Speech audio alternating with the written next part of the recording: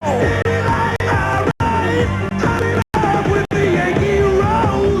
let's go back to the beginning. How did Vi first get involved with music? I started playing the organ at a very early age, and then I mutated to the guitar.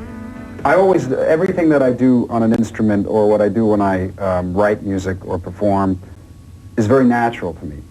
And I thought it was very natural to everybody. You know, if I sat and played something, I thought that every guitar player would play it. I never thought I'd ever really amount to anything in the scheme of things, because I thought everything I could do, I'm sure everybody could do. But the one thing I didn't realize is what I was spending 10, 15 hours a day learning how to do it, you know, and it was just a neurotic part of my personality when I was a kid, I guess, that caused me to just sit there and play until I was blue in the face. But one of the things that really enables you to express your special talent is having the nerve to do it, having the courage. Sometimes I believe that the most special things that a person does comes from their intuition. And everybody has an intuition like that of sorts, and that's why we all have some type of special gift. At least this is the way I feel about it. Steve Vai was discovered by Frank Zappa and got another break thanks to guitar hero Yngwie Malmsteen. A funny story is, Alcatraz was out on the road and Yngwie had just left the band, and they had this major show coming up, and his fans were like hardcore at the time. This is when he was coming to fruition, and I remember I was walking out on the stage and nobody knew that Yngwie wasn't in the band. I had learned the whole show in one day, and I'm walking out and I hear Yngwie, Yngwie. So it was a unique moment, you know, to say the least, when I got on stage. It was great though, because it was the type of situation you don't get in very often. So I was savoring it, actually. I mean, it was a lot of humility and a lot of pressure, but I was actually getting a kick out of it, you know. And when I went on stage, mouths dropped to the floor.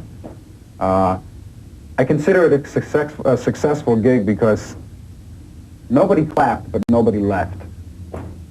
Vi's contribution to David Lee Roth's sound and success is evident. Inspired by competition with Eddie Van Halen, maybe? No, you see, I've been going through that my whole life, you know, even from the Zappa days when it was, you know, Adrian Belew was in the band and I took his place, or Warren Cucurullo, and then Alcatraz with Yngwie, and then David Lee Roth with Eddie Van Halen, and then, you know, Whitesnake. Now, I can't really be bothered by that. I would be miserable. I would never be able to do my job. You know, I mean, I would be so apprehensive. Can you imagine? Edward Van Halen? I mean, he's one of my favorite guitar players. He's fantastic. You know, what he's done for the guitar. I would never try to diminish that, and I would never try to compete with it. I just do what I do, and kids will pick up on that, and they'll just know that within 10 minutes, you know, this is what this guy does, and that's what this guy does. I get my best results that way, you know. I'm always trying to better myself as a musician. When somebody comes along who is capable of doing things beyond what I can do, or I just find it as an inspiration, you know. I would be a fool if I competed with the people who I have replaced. From David Lee Roth, it was on to Whitesnake, and now his solo album, Passion and Warfare. And whilst the guitar sounds are distinctive, are they deliberately so? No, what I would do is just do what's natural to me. You know, what you play or what you create is what you are. You know, it's just a reflection of your personality.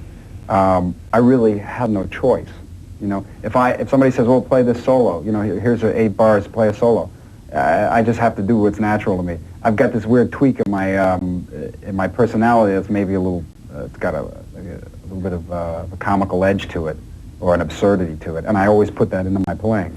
That's sort of a trademark of sorts, you know.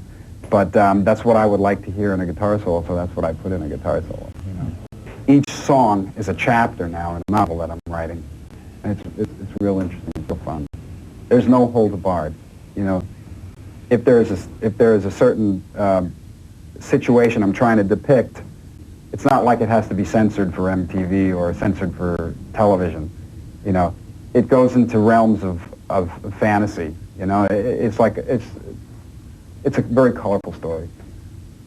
It covers a gamut of, like I was saying, talking about lust, but, you know, then again, anger, humility, devotion, you know, it goes on. It's really interesting.